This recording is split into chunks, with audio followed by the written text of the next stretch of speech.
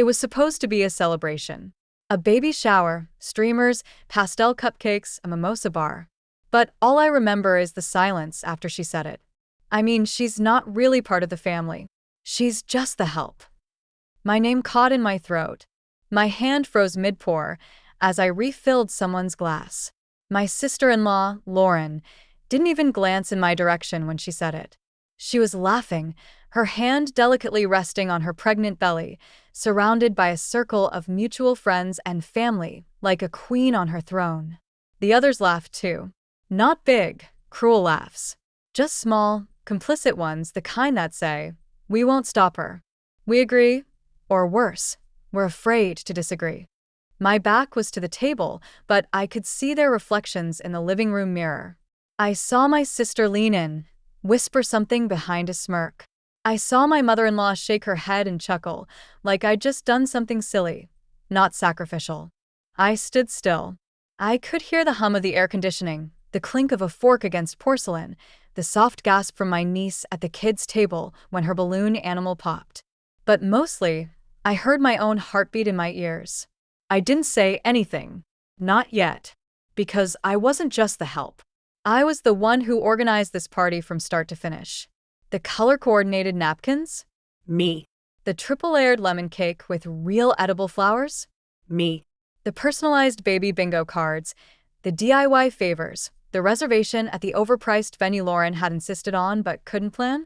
Also me. And not because anyone asked me, because they assumed I would. Like always. Let me rewind. Lauren married my brother, Caleb, 3 years ago. From the moment she walked into our lives, she was sugar-coated daggers. Polite to your face, slicing behind your back. The kind of woman who could say, "Bless your heart," and leave you bleeding. I tried. I truly did. I welcomed her, helped her unpack their new apartment, even gave her my grandmother's china set when she said she didn't have anything nice for hosting. I offered to babysit when she wanted time off. She said thank you, called me a lifesaver. Then she told Caleb I was meddling and that I made her feel watched. Over time, my brother started pulling away. We went from weekly dinners to occasional texts, from him asking me for advice to him forwarding her complaints. I tried not to take it personally. I helped them even when it hurt. When they had their first miscarriage, I was the one who sat in the ER waiting room for 5 hours. When Lauren's mother had surgery out of state, I kept their dog, watered their plants, and even restocked their fridge before they got back.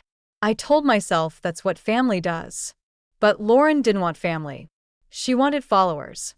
And now here we were. Her second pregnancy, this baby shower. The one she refused to co-host with anyone else, except, of course, she let me handle the logistics. I should have said no. But I didn't.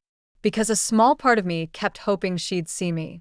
Not as a threat, not as some unpaid assistant, but as her sister. Her child's future aunt. A human being. So when she stood there in front of 30 people, family, friends, co-workers, and said I was just the help, I broke a little. She kept talking. About her cravings. About her miracle rainbow baby. About how motherhood would complete her in a way some people just don't understand. That line? That one wasn't accidental. She knew. Everyone did. I'd lost my baby 2 years ago. A miscarriage at 16 weeks. No baby shower. No sympathy card from her. Just silence, and one clipped. It wasn't meant to be. I turned slowly, setting the mimosa bottle down, careful not to drop it. My hands were trembling, but I steadied them by locking my fingers together behind my back. Lauren saw me now. Her gaze slid over me, eyes narrowed. She knew she'd gone too far, but she was too proud to backpedal. She gave a little shrug as if to say, "It's not my fault you're sensitive." And that's when something shifted. Not just in the room. In me. I glanced at my brother. He sat at the edge of the room, nursing a beer, his eyes darting between Lauren and me. He looked tired, distant, trapped, but not surprised. Like this was just another explosion he planned to survive by doing nothing. I scanned the rest of the room. My parents, too focused on refolding tissue paper. My cousins, hiding behind plastic forks.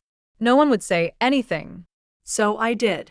I took a step forward and picked up the microphone Lauren had used for her little speech. Someone giggled nervously. Is there a game? No, I said, my voice calm. I just have something to say.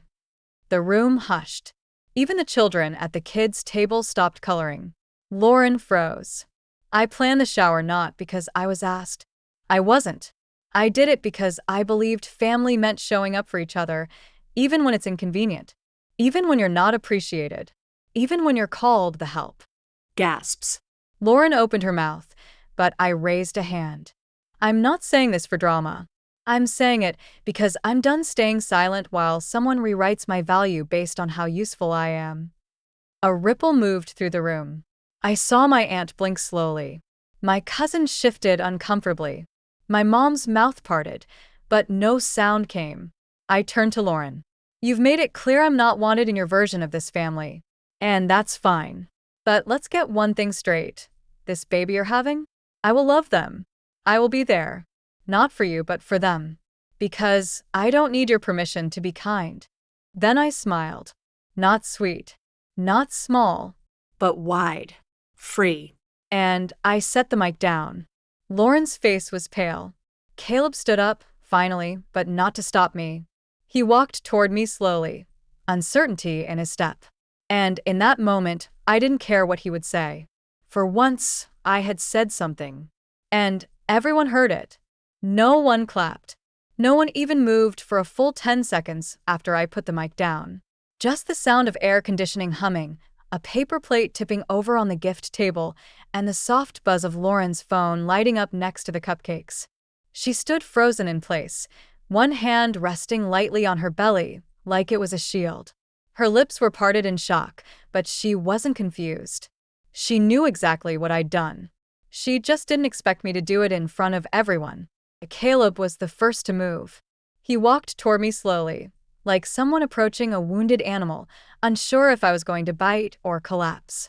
His brow was furrowed, jaw clenched, eyes flicking to Lauren for the briefest second before settling back on me. Jules, he said under his breath, maybe we should talk outside. Why? I asked calmly. So, you can ask me to apologize for ruining the baby shower? A few guests winced. My mother-in-law, seated stiffly near the mimosa bar, pressed her napkin to her mouth like she could hide behind it. My dad, quiet as always, looked down at his phone, pretending to scroll. Lauren's best friend, Brielle, stood up abruptly. Okay, let's do the diaper raffle, she chirped, desperate to shove attention under a rug. No one budged, because no one could unhear what I'd said. And they couldn't unsee the expression on Lauren's face, pinched, cold, calculating. Caleb sighed. Please, Jules. Just step out with me. I should have walked away. I should have left with some version of dignity intact. But I wanted answers. So I followed him to the hallway just outside the party room, where the music was barely audible and the laughter, what little was left, was drowned by silence. The door clicked shut behind us. He didn't speak right away, just rubbed the back of his neck and leaned against the wall like it might hold him up. I'm sorry, he finally said. Those words made my heart twist more than I expected. For what? I asked. For what she said. Or that I finally said something back. He hesitated. Both. That's when the dam inside me cracked. You let her talk about me like that, Caleb, I said, voice rising. Over and over. You watched her cut me down and chose to stay silent. You used to protect me. You used to be my best friend. When did that stop? He looked away. It didn't stop, he said quietly. It just got harder. Lauren doesn't like conflict, and she gets anxious when she feels disrespected. I let out a bitter laugh. So her calling me the help, mocking my miscarriage, treating me like a glorified party planner. That's not disrespect. He winced. You're right. I know. And I haven't handled it well. But Jules, he paused. There's a reason she's like this. And you don't know the whole story. I folded my arms. Then tell me. He hesitated again. Then slowly he began to speak. She's scared, he said. After the first pregnancy, she spiraled. Her mom was never supportive. Her friends, all disappeared. She felt like a failure. And when she found out she was pregnant again, she doubled down on control, on everything being perfect. It's like, if she can't control how people see her, she thinks it means she'll lose everything. I stared at him, searching his face for the brother I knew. The one who used to sneak me candy when I was grounded. The one who sat with me in the hospital after I lost the baby, even though he didn't know what to say. She doesn't have to tear people down to feel okay, I said. That's not insecurity, Caleb. That's cruelty. I know, he said, more firmly this time. And you're not wrong. I've been afraid to confront it because I thought keeping the peace was better than blowing things up. But watching you speak just now, seeing the look on her face, I realized something. You're not the one causing the tension. You've just been carrying the weight of it for all of us. I blinked. It wasn't absolution, but it was the first time I felt like someone saw it. The quiet damage.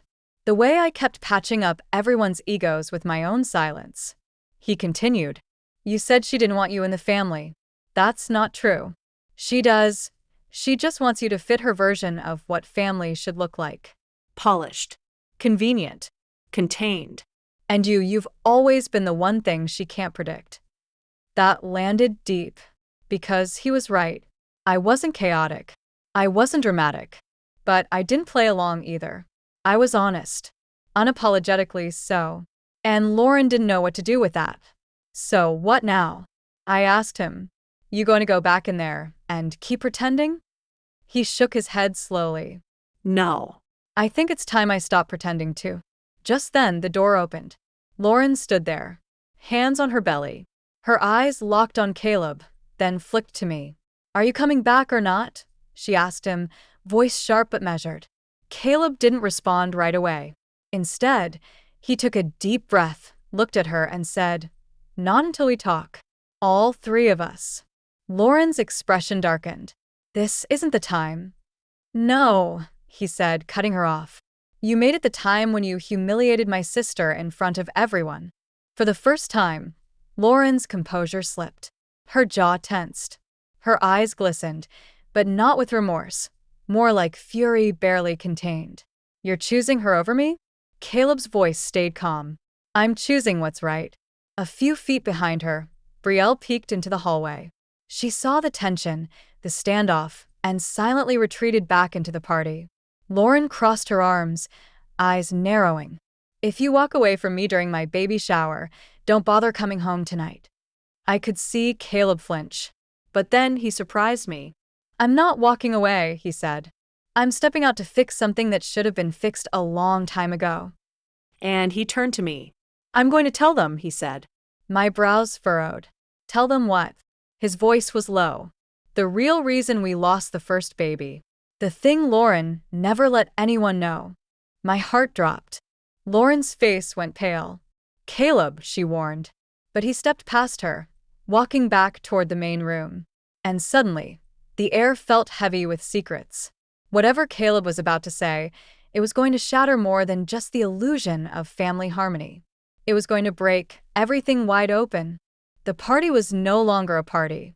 The energy in the room had shifted completely. Gone were the pastel smiles and Pinterest-perfect decorations.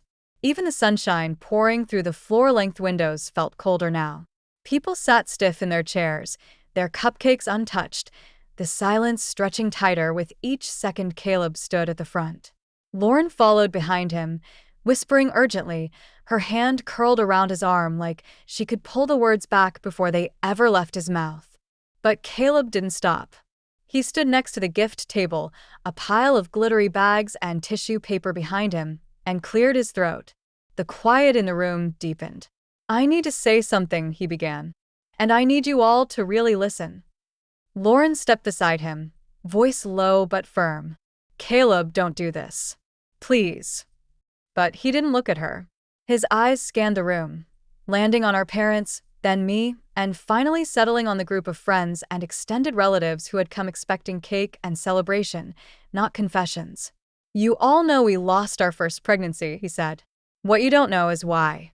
Lauren stiffened, but she didn't interrupt. She couldn't, not without confirming that something was being hidden. I watched as my mother's expression slowly morphed from confusion to unease. My father looked up from his lap, brow furrowed. Caleb continued. That night, Lauren and I got into a fight. A bad one. We've been arguing for weeks about everything: money, family, stress. She was overwhelmed, and I was trying to be supportive, but I didn't realize how deep things had gotten. He paused, swallowing hard. I came home late that night after a shift. I found her crying on the floor of the kitchen, surrounded by shattered mugs and a bottle of wine. Gasps broke out in the room. Lauren let out a quiet stop, but Caleb kept going. She had been drinking. She said it helped with the anxiety. She didn't mean for anything to happen, but she slipped. She fell. And by the time we got to the hospital, it was too late. Lauren turned her back to the room, one hand covering her mouth. I never told anyone, Caleb said softly, because I didn't want people to judge her. I thought I was protecting her, but instead, I enabled her to build a story that left everyone else out in the cold, including my own sister. He looked at me then. You showed up that night. You held her hand when I couldn't. You stayed with her at the hospital while I filled out the paperwork. And afterward, Lauren let people think you were meddling, that you were intruding, when really, you were the only one holding it all together. My throat tightened. Aunt Karen leaned toward my mother. Did you know about any of this? My mother shook her head, visibly stunned. Lauren spun around then, eyes wide, trembling. You promised you'd never bring that up, she hissed at Caleb. You said it was our private pain. He nodded. It was. Until you turned it into a weapon. Until you used it to gain sympathy while making Jules the villain. That's not private. That's manipulation. She took a sharp step forward. You think they'll still support you after this? After throwing me under the bus at my baby shower? I'm not trying to ruin you, Caleb said. I'm trying to stop pretending. Because I can't keep asking the one person who's shown us nothing but loyalty to keep shrinking so we can stay comfortable. He turned back to the room. My sister has been carrying this family's emotional weight for years. Babysitting when we didn't ask nicely. Organizing every holiday, every birthday, every last-minute emergency. And how do we thank her? By laughing when someone calls her the help. By staying silent while she's humiliated. We're not just failing her. We're proving we only value women when they fit a mold. The room was frozen. Even Lauren was speechless now. Her friends looked everywhere, but at her. My Aunt Valerie wiped at the corners of her eyes with a napkin. My cousin Mateo set down his mimosa and shook his head slowly, like the truth was finally starting to settle. And then someone stood up. It was Caleb's old friend Jackson, a quiet guy who usually kept to the edges of conversations. He looked toward me. I remember that night, he said. You called me to drive Caleb to the hospital because you didn't trust him behind the wheel. You told me to bring a warm blanket because the ER was always freezing. You even brought snacks for the nurses. You've always shown up, Jules. I blinked back tears. Lauren whispered something under her breath, but I couldn't make it out. More people started speaking. Small, fragmented comments at first. I didn't know. I thought she was just private about what happened. Why would she lie about that? The wall Lauren had so carefully built was cracking. And this time, she couldn't plaster over it with curated Instagram posts and honey-dipped excuses. My mother stood up slowly. I owe you an apology, she said, her voice trembling. I looked at her, surprised. For years, she continued, I told you to keep your head down, to be gracious, to avoid rocking the boat. I thought I was protecting you, but I see now I was teaching you to accept disrespect as a condition of love. Lauren let out a harsh laugh. This is ridiculous. You're all just turning against me because I said one thing, one joke. Caleb turned to her. It wasn't just one thing. It's been years of small, cruel digs. And today was just the moment Jules finally stopped absorbing it for our convenience. Lauren's lips tightened. So, what? Now I'm the villain? No, I said, stepping forward for the first time since he started. You're not the villain, but you've been using pain as an excuse to hurt people. And now it's time you sit with that. The silence that followed wasn't awkward. It was cleansing. There was no shouting, no storming out, just quiet reckoning. A moment where truth settled in, undeniable and unignorable. Caleb turned to me again. You're not the help, Jules. You're the reason we've held together as long as we have. I nodded.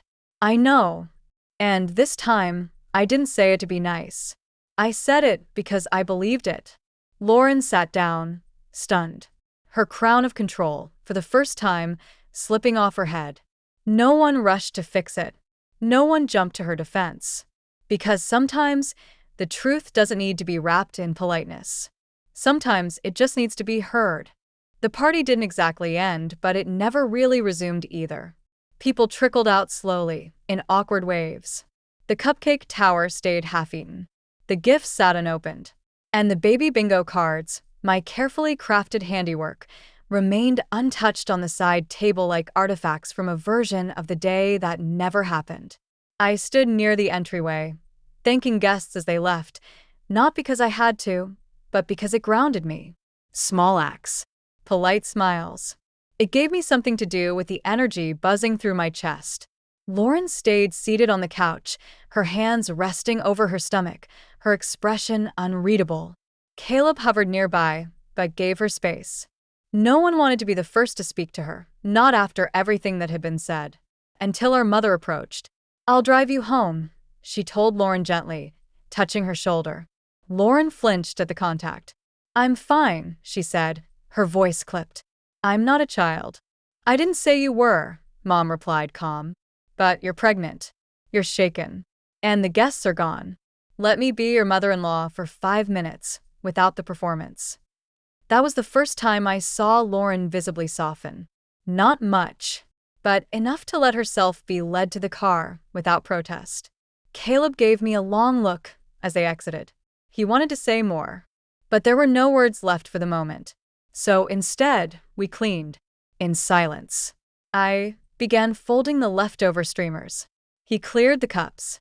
For the first time in years, it felt like we were on the same team again. After the last chair was stacked and the trash bags were tied, we sat down on opposite ends of the long buffet table. You really shook the room, he said. I let out a soft laugh. I didn't mean to blow it all up.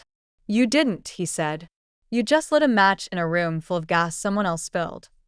There was a pause.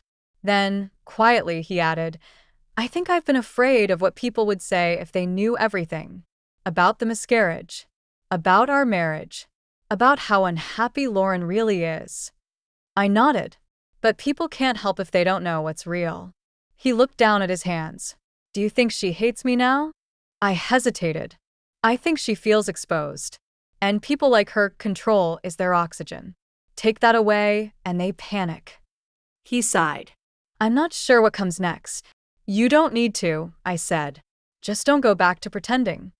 We sat there in silence until the janitor politely asked us to leave. That night, I returned to my apartment and collapsed onto the couch, still wearing the dress I'd worn to the shower. My phone buzzed nonstop, texts from cousins, apologies from distant relatives, even a voicemail from Brielle telling me I was so brave and that some people just needed a reality check. But I didn't open any of them. I lay there staring at the ceiling, not sure if I felt triumphant or just tired, until the knock came. Firm. Measured. I opened the door expecting Caleb. But it wasn't. It was Rachel, Lauren's estranged older sister. I hadn't seen her in nearly 3 years, since their grandmother's funeral.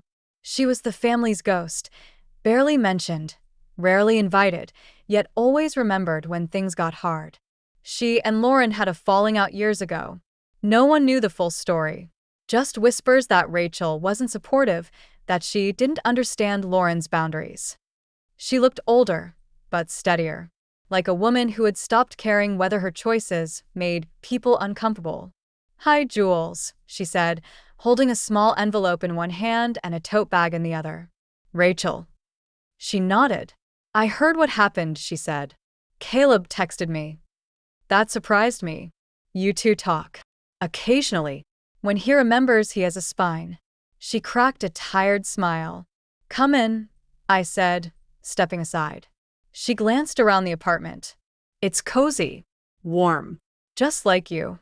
I gave a small smile. What brings you here? She held up the envelope. I need to tell you something. And you need to see this. I took the envelope slowly. My name was scrawled across it in delicate handwriting. It's from her, Rachel said. From Lauren. I raised an eyebrow. She wrote it after the miscarriage. She was supposed to give it to you. She didn't. I sat down. My hands trembled slightly as I opened it. Inside was a single sheet of stationery, tear-stained in one corner. Jules, I don't know how to say this in person. So, I won't. I blamed you. For everything. Not because you did anything wrong, but because you didn't break. You were there. Calm. Steady. And I hated you for it. I drank because I couldn't breathe. Because the life inside me didn't feel like mine. Because the pressure to be perfect was swallowing me whole. And I knew, deep down, I was failing. You didn't say it, but you knew. And you still stayed. I'm sorry I never thanked you. I'm sorry I've only hurt you since. But I don't know how to be soft. I only know how to win. If I ever say this out loud, it'll mean I've changed. But if I don't, I hope this finds you anyway. Lauren. I stared at the page for a long time. It didn't undo anything, but it explained everything. Rachel sat beside me, watching carefully. She's not evil, she said. But she's scared of anyone who sees through her. That's why she cut me out. And that's why she's tried to cut you down. I folded the letter slowly. She's still going to spin this, I murmured. She'll find a way to make herself the victim. Rachel nodded. Probably. But now the truth is out. And she can't put it back in the box. I looked up at her. So what now? She tilted her head. Now?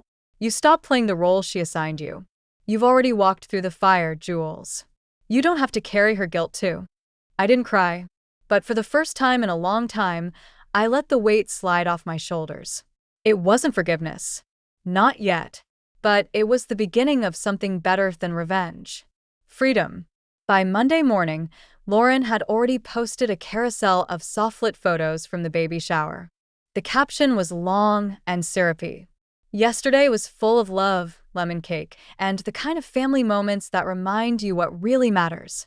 Thank you to everyone who made it special. Even in the hard times, grace wins. Grace over drama. That line wasn't accidental. It was pointed. It was armor. And I was done letting it cut me. I scrolled through the photos. Every image was curated to perfection. Pastel balloons, smiling faces, her laughing mid-toast. Yes, that toast. But one thing was missing. Me. Not a single shot of me at the party. Not setting up decorations. Not handing out cupcakes. Not even in the blurry group photos. I'd been erased. Again. I sent the post to Rachel. She replied in less than a minute. I told you. She doesn't own the truth. She rents it out. Later that afternoon, I got a message from Lauren. Just 3 lines. Let's not drag this out. You made your point. Can we be adults now? No apology. No accountability. Just a request for silence. I didn't respond. Because silence was no longer my offering. That night I posted something of my own.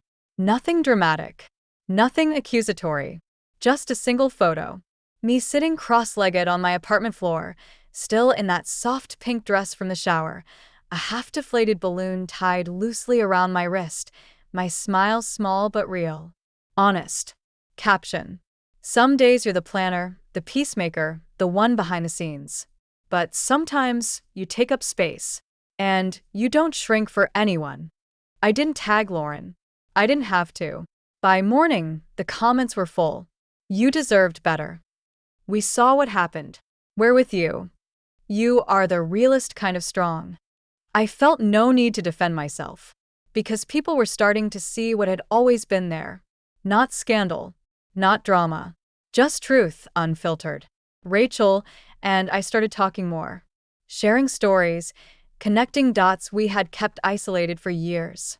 Over coffee one morning, she looked at me and said, "You know, it's wild how we both let her shape the way we saw ourselves. And all it took to undo it was one public lie too many." She still thinks she controls the story, I said. Rachel smiled. Then let's stop telling it like she owns it. That conversation sparked something. Not revenge. Redirection. We didn't confront Lauren. We didn't scream into the void. Instead, we began reclaiming the narrative in quieter, more powerful ways. Rachel wrote a post. Just one. It went semi-viral in our circle of mutuals. It's easy to celebrate a woman for her beauty or her motherhood. But what about her boundaries? Her quiet resilience? Her refusal to be erased? Here's to the women who stop shrinking and start standing. You are not difficult. You are awake.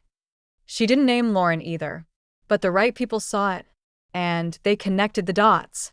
People started reaching out. Old friends of Lauren's, former coworkers, even a college roommate I hadn't spoken to in years. One message stood out.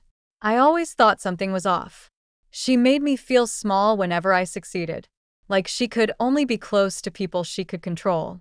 Thank you for helping me see that I wasn't imagining it. The message made me cry, not because of what it said about Lauren, But because of what it said about me. I wasn't crazy. I wasn't overreacting. I wasn't too sensitive. I was just the first to stop pretending. Lauren didn't react publicly to any of it. Not at first. But 3 days later, she posted again. A black and white photo of her holding her bump in a mirror. Her eyes downcast. Caption. Some things are too sacred for outsiders to understand. But healing doesn't require explanation, just distance. Another volley. More subtle shade. But this time, something was different. The comments were not all sweet and supportive. They were mixed. Some were her usual followers, dropping heart emojis and "stay strong, mama" lines. But others? Distance isn't healing if it's just another word for avoidance. It's okay to own your mistakes. That's sacred, too. Some people don't want an apology, they want honesty. She didn't delete them, but she didn't respond either. Control was slipping. Not through scandal, but through silence. Because the truth doesn't always scream. Sometimes, it just sits there quietly, refusing to be swept away. One evening, I got a call from Caleb. I almost let it go to voicemail, but something told me to answer. "Hey," he said. His voice was tired. Heavy. "Hey." "She's been off," he admitted. "Since the shower. Since everything." I'm not surprised. She keeps asking me if I'm still proud of her. If I think she's a good person. That hit me harder than I expected. Because beneath the layers of image and ego, I remembered what Rachel said. Lauren wasn't evil. She was afraid. "She needs help, Caleb," I said softly. "Not enablers. Not defenders. Help." He was quiet for a long time. Then, do you think it's too late? For her? I asked. No. But for me? I've stopped waiting for her to change. It wasn't anger. It was clarity. He exhaled. Fair. We talked a little longer. It wasn't the emotional heart-to-heart we used to have. But it wasn't cold either. It felt like the first step in rebuilding something that wasn't wrapped in shame. Before we hung up, he said something I wasn't expecting. "Hey, Jules." "Yeah. Thanks for lighting the match." I think I forgot how to feel the fire. I didn't respond right away.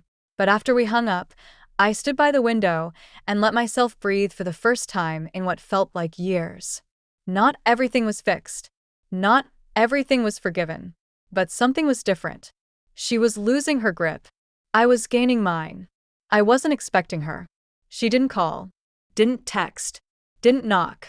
She just stood outside my door, unannounced, uninvited, perfectly dressed in a slate gray maternity wrap dress and glossy lips that didn't match the exhaustion in her eyes. "Lauren, I figured you'd ignore my messages," she said, brushing imaginary lint from her sleeve. "So I came." I didn't step aside. "What do you want?" To talk, she said. I leaned on the doorframe. "Now you want to talk?" She glanced past me into the apartment, scanning the shelves, the framed photos, the worn-in couch. I could tell it annoyed her, that my life didn't look fragile, that I didn't look broken.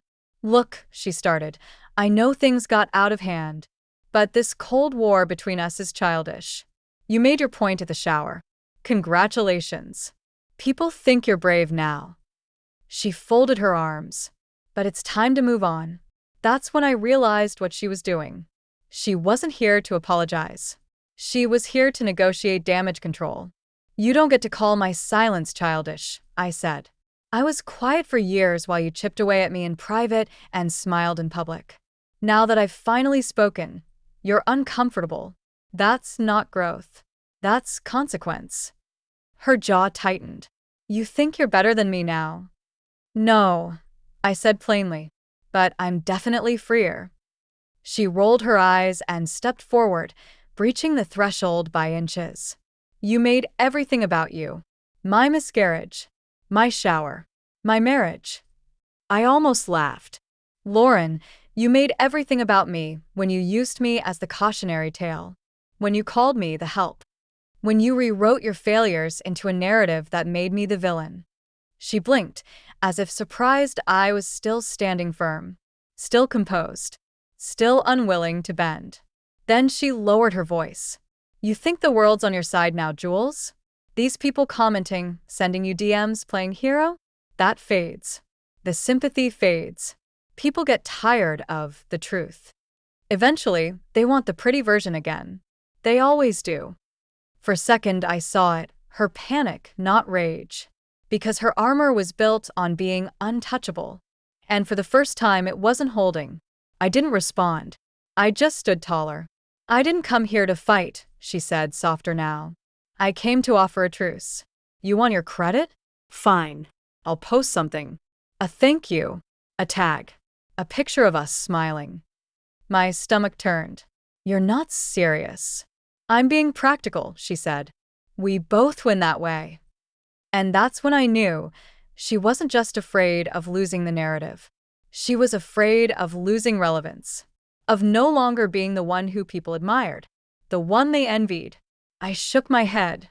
I don't need your staged apology, Lauren. I don't need your performative piece. What I needed was your respect. Years ago. Before she could respond, another voice cut through the tension like a blade. I think we're done offering Lauren grace she hasn't earned. Rachel. She stepped into view from the stairwell behind her, hands in her jacket pockets, calm but unwavering. Lauren turned slowly. Her expression shifted instantly. Shock, then a flicker of contempt. Oh, look, Lauren said bitterly. The prodigal sister arrives. What, you two planning a little sisterhood revenge tour?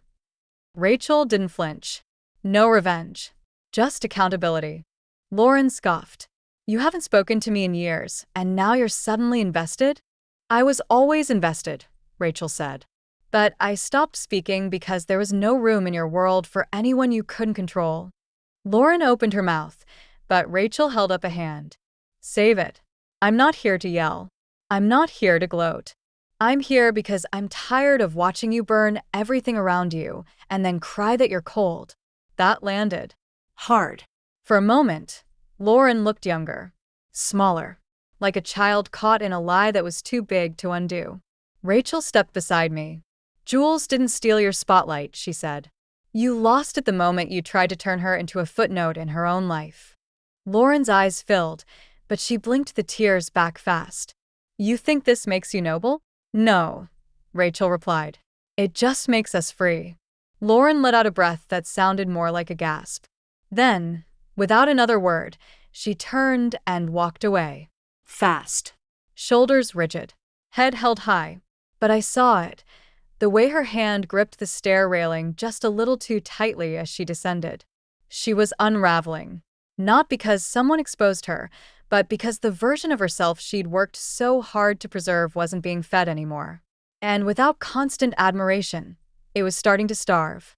Back inside, Rachel and I sat on the couch. She looked at me sideways. You okay? I nodded. Weirdly, yes. You were strong, she said. I didn't want to be. I know. We sat in silence for a bit, the kind that doesn't need to be filled. Then I asked, do you think she'll change? Rachel paused. She might. But even if she doesn't, you don't have to carry her anymore. That sentence settled into my bones like truth. I didn't have to carry her. Or the guilt. Or the silence. Or the pressure to keep the peace. I had been loyal. I had been kind. I had been patient. Now, I was just done. And it felt like stepping out of a story someone else had written for me, and finally holding the pen. The next morning, the city felt quieter. Not literally. Traffic still hummed outside my window. A siren or two pierced the usual morning buzz. But inside me, something had settled. A quiet peace I hadn't known in years. I brewed my coffee without checking Lauren's social media. I answered emails without bracing for another backhanded text. And when I looked in the mirror, I didn't see a woman still trying to prove her worth to people who had already decided to undervalue her. I saw someone who had made it through the fire and didn't smell like smoke. I was halfway through reorganizing my bookshelf, finally putting away all the kids' party supplies I used to store, just in case Lauren asked, when there was a knock at my door. This time, I checked the peephole. Caleb. I opened it cautiously. He stood with two coffees in hand and a sheepish smile that was more familiar than anything he'd worn in months. "I come in peace," he said, holding one cup out like a peace offering. "Hazelnut?" I asked, taking it. He grinned. "Always." We sat on the couch in comfortable silence, the kind only siblings who've seen each other at their worst can share. He took a long sip before speaking. "She told me she came here." I nodded. "I figured." "She came home crying," he said. "Said you and Rachel ambushed her.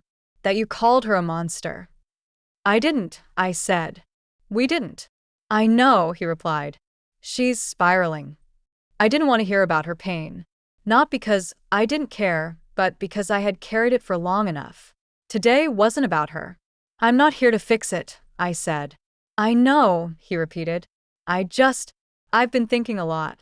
About how long I let this go on. About how I watched her chip away at you, and instead of stopping it, I told myself you were strong enough to take it. That made me flinch. Because he was right. He hadn't stood by because he didn't care. He stood by because I had always survived. "You were my big sister," he said. "You were always the glue. Even when things broke. You picked up the slack, the mess, the feelings. And I leaned on that way too hard." I didn't say anything. I didn't want to make it easier for him. I wanted him to sit in it. Not out of punishment, but because I needed him to know the weight. "And it wasn't fair," he added. "You deserved more than silent loyalty. You deserved someone to defend you." Out loud. In the moment. I finally looked at him. "Why didn't you?" His voice cracked. "Because I was afraid she'd leave me." It landed heavier than I expected. He wasn't just talking about Lauren. He was talking about everyone in our family. How we all bent, folded, made ourselves smaller to keep the peace. How fear of abandonment shaped how we showed up, or didn't, for each other. I softened, just a little. "You don't have to explain it all," I said. "I'm not here for an apology tour. I'm just done apologizing for who I am." "I know," he said. He pulled something from his pocket. A folded piece of paper. A drawing, childlike but familiar. My breath caught. It was from years ago. A crayon sketch my niece had drawn, Lauren and Caleb, standing together, and me off to the side holding a balloon, smiling. I remembered it well. Because Lauren had laughed at it. "Look at Aunt Jules." Always the sideshow. Back then, I'd laughed along. Pretended it didn't sting. But I never forgot. Caleb handed it to me. "She found this in an old drawer," he said. And for the first time, I looked at it differently. I raised an eyebrow. "She's smiling," he said. "You're the only one smiling. Even in that picture. And now I get it." I didn't understand at first. He took a breath. "You weren't the sideshow. You were the light. Always. The one who brought joy even when no one deserved it. And we let you carry that role like it was your job." My eyes blurred. "I'm sorry I didn't protect you," he said. "I should have been louder. Braver. But I see you now. Fully. There it was. Not just regret. Recognition." I wiped a tear from my cheek. "Thank you," I whispered. "I know it doesn't undo anything," he said. "But I needed you to hear it. From me. Not because Lauren spiraled. Not because the family finally opened their eyes. But because you earned it a long time ago." We sat for a while, not speaking. Just breathing. Healing doesn't come with fireworks. It doesn't come with one perfect apology or one mic drop moment. Sometimes it comes like this: slow, gentle, earned. As Caleb got up to leave, he turned at the door. "She asked me something last night," he said, after she stopped crying. "What was it?" "She asked if you were going to forgive her." I paused.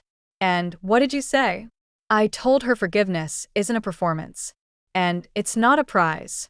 It's a process. One she hasn't even started." I nodded slowly, because he was right. Forgiveness wasn't owed, but clarity that I had finally been given. And sometimes, that's the most healing thing of all. I didn't plan to write anything. But one evening, a week after Caleb's visit, I sat at my kitchen table with my laptop open, fingers hovering over the keys. I didn't want revenge. I didn't want pity. I didn't want to feed the algorithm. I just wanted to tell the truth. So I started typing. Not names. Not callouts. Not accusations. Just the shape of things I'd carried too long in silence. There's a kind of pain that's quiet. It doesn't scream. It just lingers. You carry it into rooms like an invisible suitcase, stuffed with things people handed you without asking. Shame. Assumptions. Dismissal. Expectations. And after a while, you forget how to carry anything else. But then one day, you drop the bag. Not because it's the right time. Not because it's convenient. But because you finally realize the weight was never yours to hold. I hit post. Not for attention. Not for applause. Just to let go. And what came back was overwhelming. Not viral. Not explosive. But steady. Messages from women I hadn't spoken to in years. This felt like my story. I thought I was the only one. I've been quiet for so long I forgot I had a voice. And one that stopped me cold. I saw myself in you. And for the first time, I didn't feel ashamed of that. I sat back, let it sink in. This wasn't about Lauren anymore. This wasn't about the baby shower or the cruel toast or the years of erasure. This was about every woman who sat in a room full of people and swallowed her dignity to keep things pleasant. Every woman who became the butt of a joke and laughed along to survive it. Every woman who quietly held families together while being told she wasn't enough. And every woman who decided one day, no more. 2 days later, Lauren texted me again. "I read your post. I guess you're the hero now. I hope you're happy." That was it. No apology. No reflection. Just bitterness in a prettier font. I stared at the message for a long time. Then I deleted it. Not to be cruel, but because I didn't need to keep holding a conversation with someone who only ever talked to hear herself echo. One afternoon, Rachel and I took a walk through the park. We didn't talk much. She pushed her sleeves up in the breeze, tilted her face toward the sun, and said, "You know, she'll rewrite this eventually. Spin it into some redemption arc, make herself the phoenix." I nodded. "Probably. Does that bother you?" "No," I said. "Because I'm not in her story anymore." Rachel smiled. "You finally wrote your own." Months passed. Lauren gave birth in the spring. A baby girl. She named her Olive. Caleb sent me a picture, just one. Tiny fingers, soft cap of hair, her little mouth shaped like a perfect O. I didn't visit, but I sent a card. "Welcome to the world, Olive. I hope you grow up knowing that strength doesn't have to be loud to be real. That your value isn't in how perfect you are, but in how kind you choose to be. And that no matter what story they try to tell you, you can always write your own." The first time I saw Olive in person was nearly a year later. A small birthday party in Caleb's backyard. I wasn't invited. Rachel was. She brought me as her plus one. Lauren didn't say much, but she didn't stop me from holding Olive. And that was enough. I looked down at the tiny girl wrapped in soft yellow cotton, eyes blinking up at me like she knew something deeper than language. I whispered, "You don't have to perform for anyone. You're already enough." She blinked, then smiled. That night, back home, I tucked away the photo Caleb had printed for me, Olive and I in the garden, wind in her hair, joy on her face. I didn't frame it, not yet, because I wasn't interested in making anything look polished. I just wanted to remember the moment for what it was. Uncomplicated. Unforced. Unashamed. I've stopped waiting for apologies. I've stopped rewriting my story to make others comfortable. Now, I choose rooms where I don't have to defend my worth, where I'm not the helper, the joke, the easy one to blame. I am the author now. And my story isn't a warning. It's a reminder that it's okay to leave the table when respect is no longer being served. That silence isn't strength if it's built on erasure. And that survival, when done with integrity, is a victory all on its own. So, if you're reading this, and you've ever been the one in the corner, the one who kept things running while no one said thank you, the one who smiled through being overlooked, the one who stood alone because speaking your truth cost too much, let me say this clearly. You're not invisible. You're not dramatic. You're not too much. You're just finally enough for yourself. And that's more powerful than any spotlight. If this story made you feel seen, like it reached somewhere you've been carrying quietly, I hope you remember. You're not alone. You don't have to keep shrinking for people who refuse to grow. You can choose yourself. And you're allowed to walk away and not explain a thing. If this meant something to you, like the video so others can find it too, comment below with your story. I read every single one. And subscribe for more stories like this. Stories that remind you that you matter. And if someone in your life needs to hear this, send it. Let them feel seen. Let them start again. Thank you for being here.